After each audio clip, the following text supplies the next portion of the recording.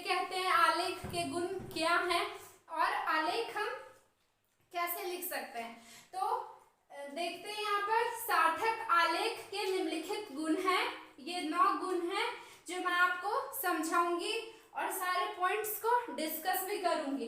तो नवीनता एवं ताजगी, नवीनता और एवं ताजगी का क्या है, क्या अर्थ है। नवीनता मीन्स नया और ताजगी मीन्स तरोताजा। कोई न्यू टॉपिक कहने का मतलब अभी रिसेंट जो है, जैसे महामारी, तो उसको उठा करके आपको दे देगा आलेख लिखने और आपको उस पे आलेख लिखना होगा। फिर उसके बाद जिज्ञासाशील, उसमें आप ऐसा लिखिए कि पढ़ने वाले को एक लाइन पढ़े तो दूसरा लाइन पढ़ने के लिए जिज्ञासा मीन्स अंदर से एकदम पढ़ने की इच्छा जाग उठे, ऐसा आलेख होता है। फिर उसके बाद थर्ड पॉइंट है विचार स्पष्ट और बेबाकीपूर्ण। बातों को एकदम सटीक बोलिए, एकदम विचार भरा हुआ होना चाहिए, विचारों से परिपूर्ण होना चाहिए जो आपका वो आलेख आप जो लिख रहे हैं। फिर उसके बाद भाषा सहज, सरल और प्रभावशाली। भाषा कोई आपको इसमें जटिल वर्ड या क्लिष्ट वर्ड जोड़ने की कोई जरूरत नहीं, कोई आवश्यकता नहीं है। आप एकदम साधारण शब्द में लिखिए जो कि छोटे से छोटे बच्चे को समझ में आए, एकदम इजी वे में आप आलेख लिखिए। फिर उसके बाद प्रभावशाली, जो प्रभावित कर सके, आपका आलेख पढ़ते ही किसी को एकदम प्रभावपूर्ण लगे, वैसा आलेख होता है। एक ही बात पुनः ना लिखी जानी चाहिए, मीन्स आप एक ही सेंटेंस को या एक ही लाइन को या एक ही बात आप कह रहे हो उसको बार बार रिपीट नहीं कर सकते हैं। आलेख में ये बिल्कुल भी आप नहीं कीजिएगा। इसके पहले मैं आपको फीचर लेखन पढ़ाई थी और उसमें भी मैंने बताया था आपको कि वो उसमें भी एक ही बात को पुनः ना लिखी जानी चाहिए और वो क्या ज्यादा मीन्स वो मनोरंजक लिखना चाहिए, मनोरंजक योग्य लिखना चाहिए। और वैसे ही आलेख भी है उसी से मिलता जुलता, ये भी इसके भी उतने ही शब्द होते हैं। तो अगर आपको फीचर लेखन समझना है तो मैं डिस्क्रिप्शन बॉक्स में आपके लिए उसका लिंक डाल दूंगी, आप जरूर उसे देखिएगा। फिर उसके बाद विशेषण शैली का प्रयोग करना चाहिए। फिर उसके बाद जो आपका 7 पॉइंट है, आलेख ज्वलंत मुद्दों, विषयों और महत्वपूर्ण चरित्रों पर लिखा जाना चाहिए। ज्वलंत मुद्दों जैसे महामारी है या फिर अभी जो बॉर्डर चाइना और इंडिया के बीच में बॉर्डर का युद्ध जो हो रहा है उस पर आप लिख सकते हैं। फिर विषयों और महत्वपूर्ण चरित्रों पर लिखा जाना चाहिए। फिर आलेख का आकार विस्तारपूर्ण नहीं होना चाहिए, मीन्स आपको मैंने जितना फीचर लेखन के लिए लिखने बताया है उतना ही आपको आलेख के लिए भी लिखना चाहिए, या उससे 2 या 3 लाइन बढ़ा सकते हैं। ये भी 5 मार्क्स के ही आते हैं, उससे ज्यादा नहीं आता, को इसका मार्क्स उससे ज्यादा नहीं होता। संबंधित बातों का पूरी तरह से उल्लेख हो, मीन्स अगर आप इसमें कुछ बता रहे हैं तो उसका पूरा उल्लेख कीजिए, स्पष्ट लिखिए और विचारपूर्ण होना चाहिए, ऐसा ही होता है आलेख। इसके बाद हम उदाहरण देखते हैं। ओके स्टूडेंट, तो अब हम एग्जाम्पल देखते हैं। तो एग्जाम्पल से ही हम समझेंगे कि एक अच्छा आलेख कैसे लिखते हैं। तो आइए स्टार्ट करते हैं। सबसे पहले आप उसका हेडिंग देंगे कॉमनवेल्थ। ये मैंने कॉमनवेल्थ के बारे में लिखा है, उस पर मैंने आलेख लिखा है, इसलिए मैंने ये हेडिंग दिया है।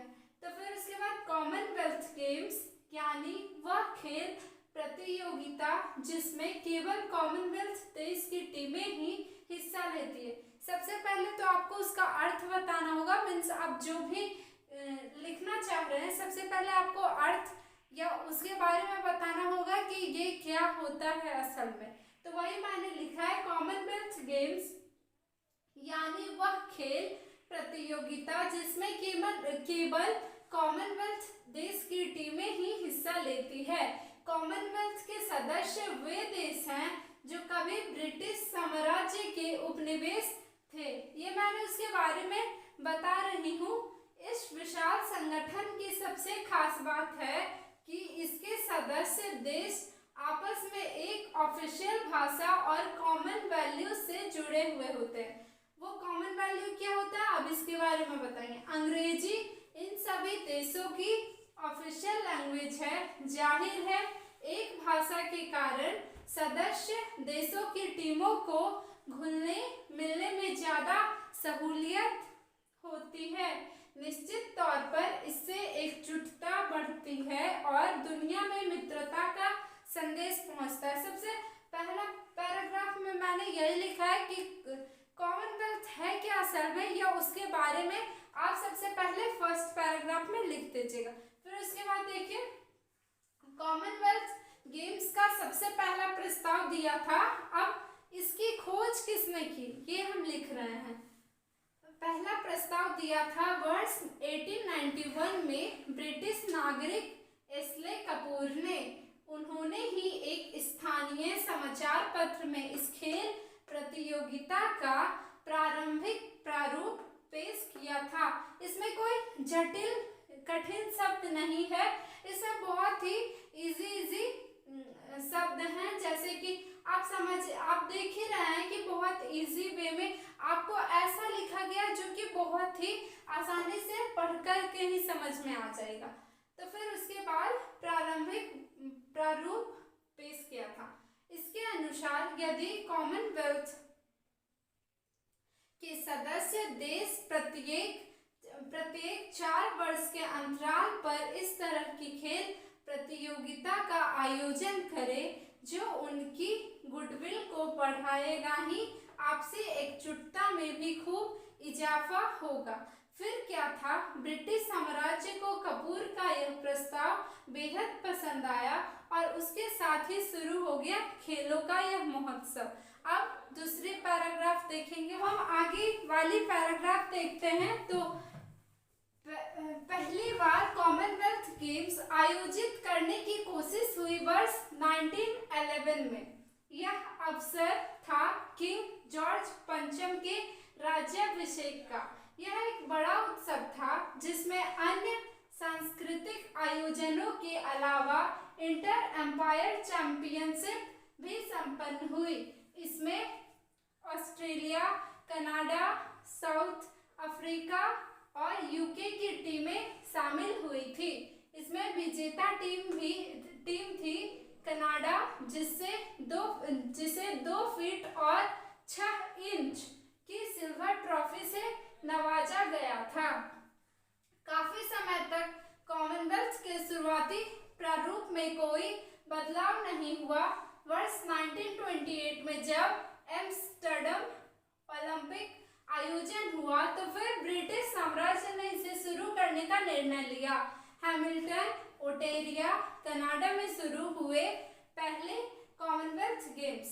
हालांकि इसका नाम उस समय था ब्रिटिश एम्पायर गेम्स। इसमें 11 देशों ने हिस्सा लिया था। ब्रिटिश एम्पायर गेम्स की सफलता कॉमनवेल्थ गेम्स को नियमित बनाने के लिहाज से एक बड़ी प्रेरणा थी।